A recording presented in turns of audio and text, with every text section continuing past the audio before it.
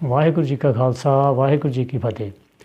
दसम ग्रंथ बारे ਜਿਹੜਾ ਮੈਂ ਇਤਿਹਾਸ ਪੜ੍ਹਿਆ ਉਹਦੇ ਬਾਰੇ ਮੈਂ ਵੀ ਗੱਲ ਸਾਰੀ ਸੰਗਤ ਨਾਲ ਸਾਂਝੀ ਕਰ ਰਿਹਾ ਵੀ ਇਤਿਹਾਸ ਦੇ ਵਿੱਚ ਕੀ ਦੱਸਿਆ ਵੀ ਇਹ ਗੁਰੂ ਦਸਮ ਗ੍ਰੰਥ ਜਿਹੜਾ ਇਹ ਗੁਰੂ ਗੋਬਿੰਦ ਸਿੰਘ ਜੀ ਨੇ ਖੁਦ ਲਿਖਿਆ ਕਿ ਜਾਂ ਬਾਅਦ 'ਚ ਲਿਖਿਆ ਗਿਆ। ਪਹਿਲੀ ਗੱਲ 1716 ਦੇ ਵਿੱਚ ਬਾਬਾ ਬੰਦਾ ਸਿੰਘ ਬਹਾਦਰ ਨੂੰ ਫੜ ਲਿਆ ਗਿਆ ਗੁਰਦਾਸ ਨੰਗਲ ਦੇ ਕਿਲੇ ਦੇ ਵਿੱਚੋਂ ਅਤੇ ਉਹਨੂੰ ਦਿੱਲੀ ਖੜ੍ਹ ਕੇ ਸ਼ਹੀਦ ਕਰ ਦਿੱਤਾ ਗਿਆ। ਉਹ 1716 ਤੋਂ ਬਾਅਦ 'ਚ 1724 ਤੱਕ ਲਾਹੌਰ ਦੇ ਵਿੱਚ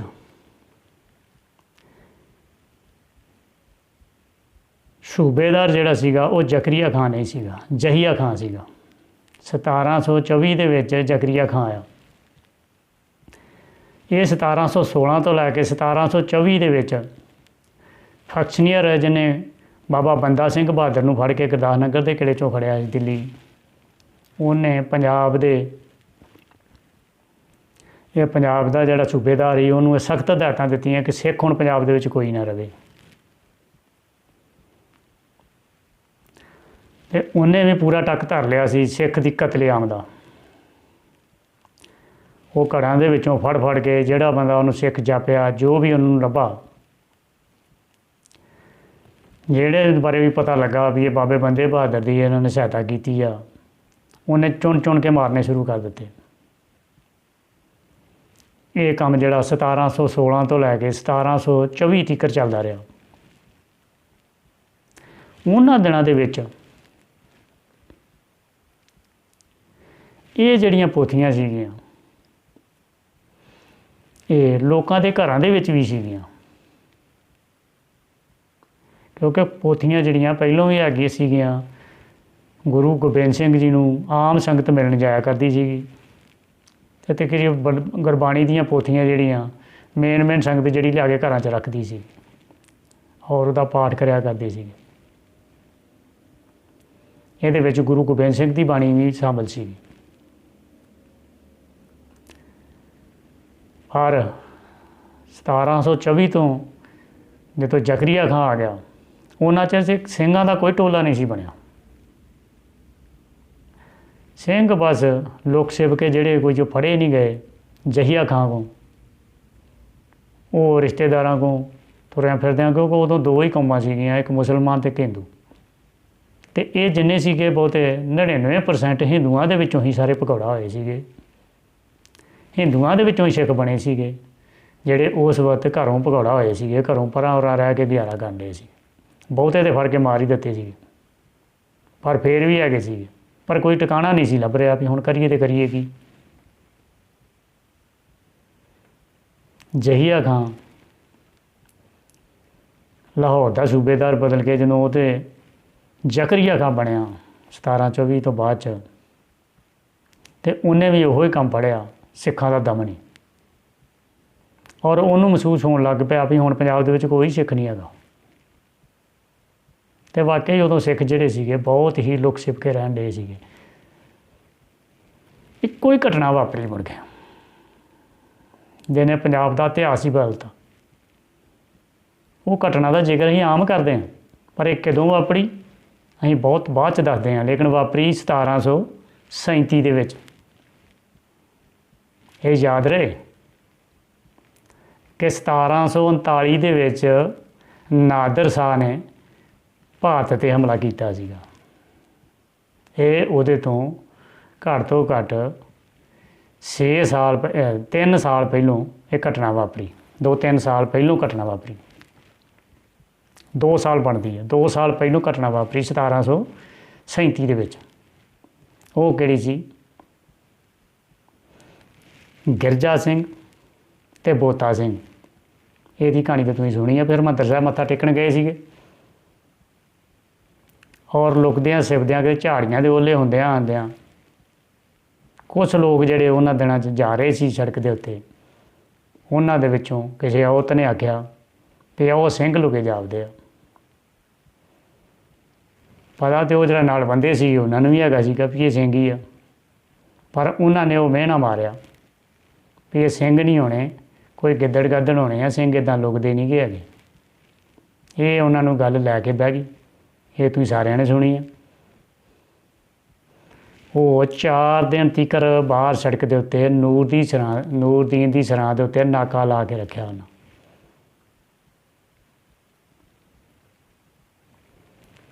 ਜਿਹੜਾ कोई घोड़े वाला आउंदा है ਉਹਦੇ ਕੋਲ ਆਨਾ ਲੈ ਲੈਣਾ, ਜਿਹੜਾ ਖੋਤੇ वाला कोई आउंदा है ਉਹਦੇ ਕੋਲ ਟਕਾ ਲੈ ਲੈਣਾ, क्योंकि उदों खोते घोड़िਆਂ ਦੇ ਉੱਤੇ ही ਵਪਾਰ ਹੁੰਦਾ ਸੀਗਾ। ਇਹਨਾਂ ਦੇ ਉੱਤੇ ਬੋਰੇ ਪਾਏ ਹੁੰਦੇ ਸੀ, ਉਹਨਾਂ ਦੇ ਉੱਤੇ ਹੀ ਸੋਨਾ ਚਾਂਦੀ ਜੋ ਵੀ ਚੀਜ਼ਾਂ ਖਾਣ ਪੀਣ ਦੀਆਂ ਹਰ ਚੀਜ਼ ਜਿਹੜੀ ਇਹਨਾਂ ਦੇ ਉੱਤੇ ਹੀ ਲੱਦ ਕੇ ਲਿਆਂਦੀ ਜਾਂਦੀ ਸੀਗੀ। ਅਤੇ ਉਹਨਾਂ ਨੇ ਉੱਕਾ ਪੁੱਕਾ ਹੀ ਟੈਕਸ ਲਾ ਦਿੱਤਾ ਹੈ ਵੀ ਚੱਲ ਕਿਤੇ ਨਾ ਕਿਤੇ ਜਾ ਕੇ ਜ਼ਕਰੀਆ ਖਾਨ ਨੂੰ ਪਤਾ ਲੱਗੂ ਕਿ ਸਾਡੇ ਕੋਲ ਫੌਜ ਘੱਲੂ। ਇਹ ਵੀ ਸੋਚਣ ਵਾਲੀ ਗੱਲ ਹੈ ਵੀ ਜੇ ਉਦੋਂ ਪੰਜਾਬ ਦੇ ਵਿੱਚ ਟੋਲੇ ਹੁੰਦੇ ਤਾਂ ਉਹ ਟੋਲਿਆਂ ਦੇ ਨਾਲ ਜਾਂਦੇ ਉੱਥੇ ਲੜਦੇ ਨਾ, ਕਿਉਂਕਿ ਉਹਨਾਂ ਨੂੰ 4 ਦਿਨ ਲੱਗੇ ਉੱਥੇ। 1 ਨਹੀਂ 2 ਨਹੀਂ 3 ਨਹੀਂ 4 ਦਿਨ ਉਹਨਾਂ ਨੇ ਉੱਥੇ ਡੇਰਾ ਲਾ ਛੜਿਆ, 4 ਦਿਨ ਨਾਕਾ ਲਾ ਛੜਿਆ। ਪਰ ਪੈਸੇ ਇਕੱਠੇ ਕਰਦੇ ਰਹੇ। ਉਹ ਪੈਸੇ ਇਕੱਠਿਆਂ ਨੂੰ ਉਹਨੇ ਕਰਨਾ ਕੀ ਸੀ? ਉਹਨਾਂ ਤੇ ਇਹ ਦੱਸਣਾ ਸੀ ਵੀ ਸਿੰਘ ਹੈਗੇ ਆ। ਉਹਨਾਂ ਦੇ ਦਿਮਾਗ ਦੇ ਵਿੱਚ ਇਹ ਗੱਲ ਬਹਿ ਗਈ ਸੀ ਵੀ ਸਿੰਘ ਖਤਮ ਨਹੀਂ ਹੋਏ, ਬਾਬਾ ਬੰਦਾ ਸਿੰਘ ਬਹਾਦਰ ਤੋਂ ਬਾਅਦ ਸਿੰਘ ਅਜੇ ਵੀ ਹੈਗੇ।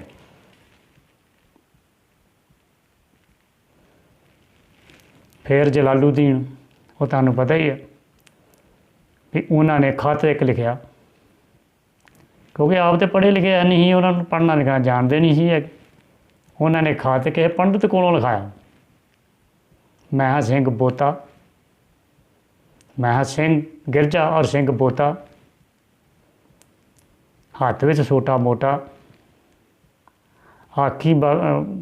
ਆਖੀ ਭਾਬੀ ਦਾਨੂ ਤੇਰਾ ਦੇਵਰਿਆ ਸਿੰਘ ਬੋਤਾ। ਉਹਨੇ ਇਹ ਇੱਕ ਪੰਡਤ ਕੋਲੋਂ ਲਿਖਵਾਇਆ ਔਰ ਲਿਖਵਾ ਕੇ ਉਹ ਸੂਬੇਦਾਰ ਜ਼ਕਰੀਆ ਖਾਨ ਨੂੰ ਭੇਜਿਆ, ਜਿਹੜਾ ਉਹਨੂੰ ਉਹ ਵਪਾਰੀ ਜਿਹੜੇ ਸੀਗੇ ਜਿਹੜੇ ਪੱਕੇ ਸਿੱਧੇ ਉੱਧਰ ਜਾ ਰਹੇ ਸੀ ਉਹਨਾਂ ਨੂੰ ਦਿੱਤਾ ਅਤੇ ਉਹ ਉੱਥੇ ਪਹੁੰਚ ਗਿਆ। ਜ਼ਕਰੀਆ ਖਾਨ ਜਿਹੜਾ ਸੀ ਉਹ ਉਸੇ ਵੇਲੇ ਗੁੱਸੇ 'ਚ ਹੋ ਕੇ ਮਤਲਬ ਉੱਠਿਆ ਵੀ ਅਜੇ ਵੀ ਸਿੱਖ ਹੈਗੇ ਆ, ਜਾਓ ਇਹਨਾਂ ਨੂੰ ਫੜ ਕੇ ਲਿਆਓ। ਜਲਾਲੂਦੀਨ ਨੂੰ ਉਹਨਾਂ ਨੇ ਕੁਝ ਟੁਕੜੀ ਫੌਜ ਦੀ ਦੇ ਕੇ ਅਤੇ ਘੱਲਿਆ, ਅਤੇ ਲੜਾਈ ਹੋਈ ਉਹ ਤੁਸੀਂ ਵੇਖੀ ਹੈ ਸਾਰੀ, ਉਹ ਤੁਸੀਂ ਬੜੀ ਇਹਦਾ ਜ਼ਿਕਰ ਸੁਣਿਆ। ਪਰ ਇਸ ਚੀਜ਼ ਦਾ ਅਸਰ ਪੰਜਾਬ ਦੇ ਵਿੱਚ ਬਹੁਤ ਜ਼ਿਆਦਾ ਹੋਇਆ ਜਿਹੜਾ ਤੁਸੀਂ ਸੁਣਿਆ ਨਹੀਂ। ਉਸ ਤੋਂ ਪਹਿਲਾਂ ਟੋਲੇ ਹੈ ਨਹੀਂ ਸੀਗੇ, ਲੋਕ ਛਿਪ ਕੇ ਗੁਜ਼ਾਰਾ ਕਰਦੇ। ਲੇਕਿਨ ਪੰਜਾਬ ਦੇ ਵਿੱਚ ਇਹ ਘਟਨਾ ਜਦੋਂ ਅੱਗ ਵਾਂਗੂ ਫੈਲੀ ਔਰ ਹਰ ਘਰ ਦੇ ਵਿੱਚ ਜਿਹੜਾ ਲੁਕ ਛਿਪ ਕੇ ਉਹ ਗੁਜ਼ਾਰਾ ਕਰਨ ਡਿਆ ਸੀਗਾ, ਜਿਹੜਾ ਲੁਕ ਕੇ ਗੁਜ਼ਾਰਾ ਕਰਨ ਡਿਆ, ਉਹਨੂੰ ਇਹ ਪਤਾ ਲੱਗ ਗਿਆ ਵੀ ਜੰਗਲਾਂ ਦੇ ਵਿੱਚ ਉੱਲੇ ਥਾਵਾਂ ਦੇ ਵਿੱਚ ਬਾਰਾਂ ਦੇ ਵਿੱਚ ਸਿੰਘ ਰਹਿੰਦੇ ਨੇ। ਉਹ ਵੀ ਹੀਆਂ ਘੱਤ ਕੇ ਤੁਰ ਪਏ, 2-2 4-4 10-10 20-20 ਇਕੱਠੇ ਹੋਣੇ ਸ਼ੁਰੂ ਹੋ ਗਏ। ਅਤੇ ਇਹ 2 ਸਾਲ ਜਦੋਂ ਨਾਦਰ ਨੇ ਹਮਲਾ ਕੀਤਾ ਉਦੋਂ ਲਗਭਗ 500-700 ਦੇ ਲਾਗੇ ਸਾਗੇ ਸਿੱਖ ਜਿਹੜੇ ਸੀ ਉਹ ਜੰਗਲਾਂ ਦੇ ਵਿੱਚ ਹੋ ਗਏ, ਟੋਲੇ ਬਣ ਗਏ ਸੀ। ਪਰ ਇੱਥੇ ਵੇਖਣ ਵਾਲੀ ਗੱਲ ਇਹ ਆ ਵੀ ਸਿੱਖ ਇੰਨੇ ਪੜ੍ਹੇ ਲਿਖੇ ਤਾਂ ਉਦੋਂ ਆਏ ਨਹੀਂ ਸੀਗੇ, ਕਿਉਂਕਿ ਉਦੋਂ ਨਾ ਤਾਂ ਸਕੂਲ ਹੁੰਦੇ ਨਾ ਕੋਈ ਕਾਲਜ ਹੁੰਦਾ ਹੈ। ਉਦੋਂ ਪੜ੍ਹਾਈ ਕਿੱਥੇ ਹੁੰਦੀ? ਮੰਦਰਾਂ ਦੇ ਵਿੱਚ ਉਰਦੂ ਸੰਸਕ੍ਰਿਤ ਪੜ੍ਹਾਈ ਜਾਂਦੀ, ਪੰਡਤ ਪੜ੍ਹਾਉਂਦੇ, ਅਤੇ ਮਸੀਤਾਂ ਦੇ ਵਿੱਚ ਮੁਸਲਮਾਨ ਜਿਹੜੇ ਸੀ ਉਰਦੂ ਪੜ੍ਹਾਉਂਦੇ। ਪੰਜਾਬੀ 'ਤੇ ਤਾਂ ਪੜ੍ਹਾਈ ਹੈ ਨਹੀਂ ਉਦੋਂ। ਹਾਂ, ਥੋੜ੍ਹੀ ਬਹੁਤੀ ਸਾਬੋ ਕੀ ਤਲਵੰਡੀ ਜਿਹੜੀ ਉੱਥੇ ਪੜ੍ਹਾਈ ਜਿਹੜੀ ਉਦੋਂ ਗੁਰੂ ਗੋਬਿੰਦ ਸਿੰਘ ਜੀ ਦੱਸ ਗਏ ਸੀਗੇ ਤਰੀਕਾ। ਇਸ ਕਰਕੇ ਜਿੰਨੇ ਭਗੌੜੇ ਪਏ ਬਹੁਤੇ ਲਗਭਗ ਅਨਪੜ੍ਹ ਹੀ ਸੀਗੇ। ਜਦੋਂ ਸਿੰਘਾਂ ਨੇ ਜ਼ੋਰ ਫੜਿਆ ਅਤੇ ਉਦੋਂ ਲੋਕ ਜਿਹੜੇ ਸੀਗੇ ਪਿੰਡਾਂ ਦੇ ਉਹਨਾਂ ਨੂੰ ਧਾਰਮਿਕ ਚੀਜ਼ਾਂ ਜਿਹੜੀਆਂ ਧਾਰਮਿਕ ਪੁਸਤਕਾਂ ਸੀ ਉਹਨਾਂ ਨੂੰ ਦੇਣੀਆਂ ਸ਼ੁਰੂ ਕਰ ਦਿੱਤੀਆਂ। ਉਹਨਾਂ ਨੂੰ ਕਾਫੀ ਧਾਰਮਿਕ ਪੁਸਤਕਾਂ ਜਿਹੜੀਆਂ ਨੇ ਉਹ ਮਿਲਣੀਆਂ ਸ਼ੁਰੂ ਹੋ ਗਈਆਂ ਲੋਕਾਂ ਕੋਲੋਂ ਹੀ ਉਹਨਾਂ ਨੂੰ ਪਾਠ ਕਰਨ ਵਾਸਤੇ। पोथियां मिलियां और आम जनता को ही उन्होंने बाकी भी सारा पढ़ाई का सिस्टम जो भी मतलब सिक्खी का इतिहास का हैगा सीगा वो सारा उन्होंने मिलता रहा। थोड़ी बहुती पंजाबी जानते ही, ज़्यादा नहीं जानते है। ये कारण करके वो सारियां जिहड़ियां पोथियां सी वो सामभदे रहे। 8-10 सालों के विच टोला भी बहुत वड्डा हो गया। नादर तो बाद जो अहमद साहब अब्दाली है, इन्ना टोला वड्डा हो गया तो टोले के नाल जदों भी किते जाके हमला करना उत्थों जिहदे कोल भी कोई पुराना इतिहास का कोई भी पोथी हुंदी वो इन्हां नूं दे दिंदा सीगा। ते पोथियां भी बहुत ज़्यादा कोल हो गई जिहड़ियां इन्हां ने एक पोटली च पा के वो भी घोड़ी के उत्ते लद लैंदे हुंदे सीगे। गुरु ग्रंथ साहब का भी प्रकाश जिहड़ा वो गुरु ग्रंथ साहब नूं भी घोड़ी के उत्ते लद के ही मतलब इधर उधर खड़दे हुंदे सीगे। पर जो 1762 के विच अहमद शाह अब्दाली ने हमला किया, जो 10,000 सिख मारिया गया, उदों सिखां दे कोल उन्हां दे परिवार भी सीगे। क्योंकि जिहड़ा घरों कोई भगौड़ा हो जाता सीगा जां वो जंगलों च चल जाता सीगा, उहदे परिवार नूं मुड़ के लाहौर का सूबेदार जिहड़ा वो छड्डदा नहीं। जिहड़े उत्थे सिख शहीद किए जाते सी, जिहड़ियां उत्थे बीबियां शहीद कीतियां जांदियां सी, जिहड़े बच्चे शहीद किए जाते सी वो इन्हां दे ही बच्चे हुंदे, माँ प्यो हुंदे सीगे। उन्हां नूं ही लाहौर दे विच शहीद किया जाता सीगा। कोई बाहरों इधर उधरों नहीं फड़े जाते। इह करके ਸਿੰਘਾਂ ने नाल ही अपने बाल बच्चे ही रखने शुरू कर दिते सीगे। नाल ही सारा जो भी इन्हां कोल इतिहास किताबां सीगियां नाल ही रखियां जांदियां, नाल ही गुरु ग्रंथ साहब भी नाल ही रखते सीगे। पर जदों अहमद शाह अब्दाली ने हमला किया, घल्लूघारा आया जिसनूं असीं आखने वड्डा घल्लूघारा, उस दे विच इन्ने ज़्यादा सिख शहीद हो गए क्योंकि उन्हां दे विच बुढ़े भी सीगे, बच्चे भी सीगे ते जनानियां भी सीगियां। जदों उन्हां दा किते जोर पैंदा सीगा उदों वो नखेड़न की कोशिश करते सी। जो थोड़े बहुते इन्हां तो निखड़ जाते सी ते लागे उन्हां दिनां च जवार दे टांडे जिहड़े आ ये मतलब बड़े दे कुनू लगे, उन्हां च जे लुगे तो उन्हां ने अग लाती। इत्थों तिकर के इन्हां को इतिहास भी जे कोई लभा उन्होंने भी वो अग ला दिंदे सीगे। और इन्हां ने जी पोटरी जिहड़ी आ कई बार ही उत्थे खुल जाती रही है, डिग पैंदी रही है। ਸਿੰਘਾਂ नूं शहीदियां पा के अपने आप नूं फाटल मरवा के वो इकट्ठियां कीतियां जांदियां सीगियां। और ਸਿੰਘ जिहड़े आ वो बहुत ही हिफाजत दे नाल इन्हां पोथियां नूं भी नाल रखते रहे। ये इन्नियां ज़्यादा हो गईयां भी विचों ही ਸਿੰਘ जिहड़े आ वो हमले तो बाद दे विच जो बीकानेर के एरिए च गए तो ਸਿੰਘਾਂ ने यह गल कहनी शुरू कर दी भी क्यों ना होए असीं जिद्दां गुरु ग्रंथ साहब जी एक ने इदां ही पोथियां सारियां जिहड़ियां एक थां ते लिखवा लीए। कुछ ਸਿੰਘ विचों कहण ये लग गए भी जे गुरु गोबिंद सिंह जी ने इकट्ठियां करनियां होंदियां तो उदों ही कर देणियां सीगियां, नहीं इहनूं रहण दिओ। इस करके राय वक्खो वक्खरी ही। पर राय बदली कदों? बदली उदों जदों बीकानेर दे विच ਸਿੰਘ सारे उत्थे सीगे ते उत्थों सुखा सिंह ते महताब सिंह दोवें जाने मत्से रंगड़ का सिर लाउण वास्ते जदों पंजाब नूं आउण लगे